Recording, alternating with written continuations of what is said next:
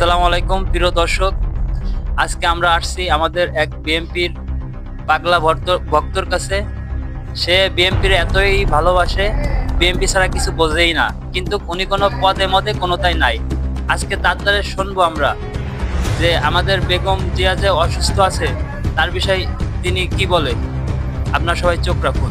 আনোয়ার ভাই, আমাদের ম্যাডাম যে আজকে কিছুদিন ধরে এবারকার হসপিটালে অসুস্থ আছে, তার জন্য কি আপনি আল্লাহর কাছে কোনো দোয়া করছেন নাকি? আল্লাহর কাছে আমি দোয়া করতে আছি যেন বেগম জিয়ারে আলাদা সুস্থ করে। এখন আগামীকাল আবার লন্ডনে যাচ্ছে আছে, লন্ডনে ইয়ে করে যদি সুস্থ হয়ে আবার ফিরিয়ে আসতে পারে।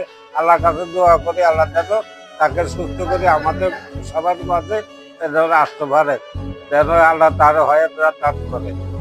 এই আমাদের বিএনপির ইয়ারে জিয়া রহমানের যাওয়ার পরে বেগম জিয়া আমাদের মাঝে আসছিল। এখন আমাদের মাঝে যেহেতু অসুস্থ, আল্লাহ ভাগের জানো যে এত কোটি মানুষের লক্ষ মানুষের এরাও করতেছে, আল্লাহ ভাগ অবশ্যই কবি করবে। তবে আল্লাহ যেন তার সুস্থ করে আমাদের মাঝে আসতে পারে, তাই আল্লাহর কাছে দোয়া করি। আপনারা সবাই দোয়া করবেন যেহেতু বেগম জিয়ারে আল্লাহ যেন সুস্থ করি আবার আমাদের মাঝে ফিরে আসতে পারে। আর বিএনপির মিলে আমরা আমাদের যত ফ্যামিলি আছে সবাই আমাদের বিএনপি সাপোর্টার। এমনকি আমরা বিএনপি ছাড়া ভোট দিয়ে এই পর্যন্ত দিই নেই। এদের আমলিক সৌরাচার আমলিকে যত বছর আসছিল কোনোদিন আমরা ভোট কেন্দ্রে দাঁড়াও দেয়নি। যেন কি লেগে যাওয়া দরকার নেই, আর তো রাত্রে ভোট রাত্রে শেষ করে তাহলে আমাদের দরকার কি না। তো আমরা আর যাওয়া হয়তো ওই যে বিএনপি ক্ষমতা নাই, আমরাও ভোট কেন্দ্রে দেওয়া হয়নি।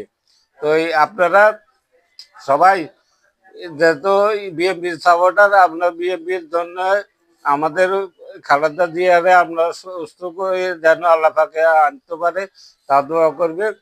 যে এত লক্ষ কোটি মানুষ যেহেতু এই বেগম জিয়ারে দোয়া করে, অবশ্যই আল্লাহ পাকে যেন কবুল করে।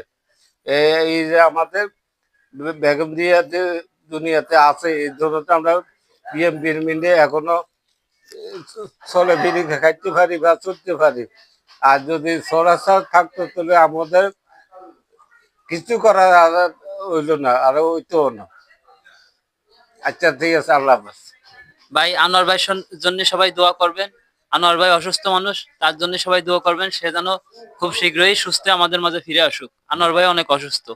ধন্যবাদ।